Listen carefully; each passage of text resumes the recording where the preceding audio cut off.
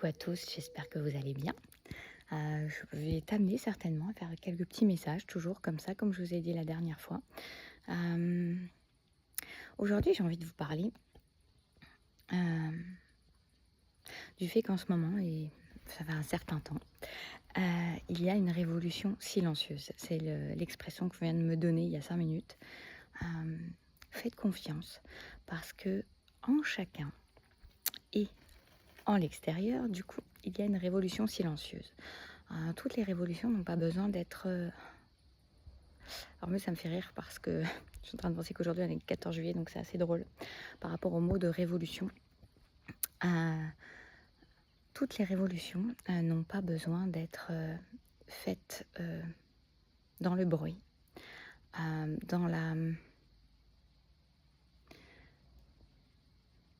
dans l'excès, dans la grosse démonstration.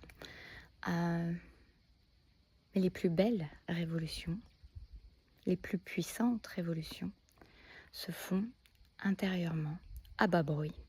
Et c'est ce qui est en train de se passer, peut-être en toi qui écoutes cela, et en tout cas dans un grand nombre de la population. Je repense à Gandhi qui dit pour changer le monde, changez-vous vous-même. Et c'est vrai, il y a besoin de gens qui dénoncent, qui montrent, mais il y a aussi besoin, parce que dans le fait de dénoncer et de démontrer, de pointer du doigt, quand on regarde cela, on peut avoir un grand sentiment d'impuissance. Mais chacun est bien plus puissant qu'il ne l'imagine, qu'il ne le croit, qu'on lui a fait croire. La grande révolution se passe déjà à l'intérieur de soi. Elle commence par soi. Elle commence par ne plus transiger avec sa vérité. Elle commence par arrêter de se taire là où on voudrait parler et de parler là où on voudrait se taire.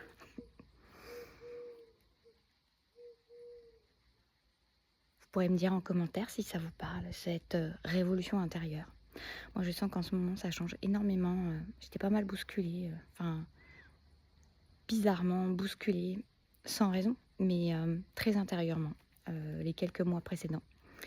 Et là, je suis en train de me rendre compte que je sens une émergence de autre chose. D'ailleurs, il se peut qu'il y ait des choses qui changent dans mes accompagnements. Je sens qu'il y a... alors c'est marrant parce que je suis bien présente là ces derniers jours. Mais je sens qu'il y a moins besoin de faire et plus besoin d'être. C'est le rayonnement intérieur qui fait plus de bien. D'ailleurs, j'ai eu quelques accompagnements comme ça où finalement, c'est la présence, ce sont les mots. C'est ce qui a été échangé au niveau des mots, au niveau de l'énergie, au niveau du partage, que le bien a été fait, que les bienfaits ont été apportés. C'est une révolution, c'est une nouvelle façon d'aborder les choses, la vie, le partage, les échanges, la façon d'être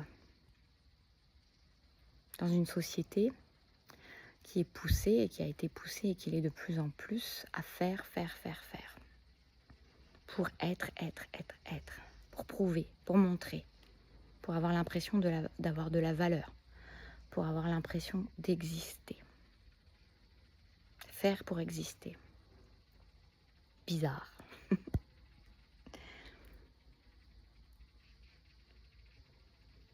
On va être de plus en plus amené à revenir à de la lenteur, qui n'est pas de la lenteur, qui est juste du temps de vivre et non pas du temps potentialisé pour survivre.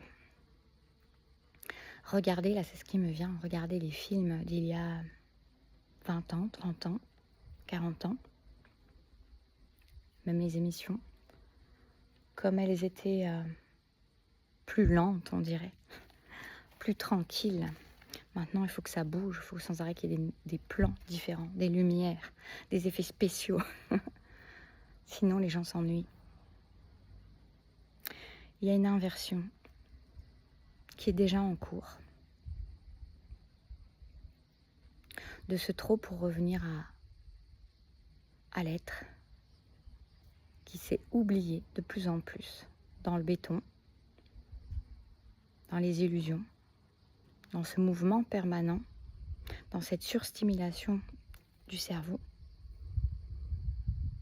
en oubliant d'apprécier les instants, en se déconnectant, en se déprogrammant d'oublier les instants. Il y a eu un conditionnement qui a été fait à ça, à être tout le temps en stimulation, tout le temps dans le rendement, la rapidité, l'impatience.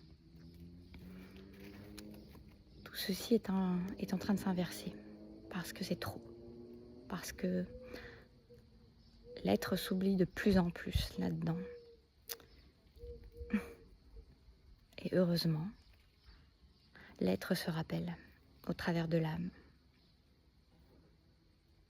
Il se rappelle par du mal-être,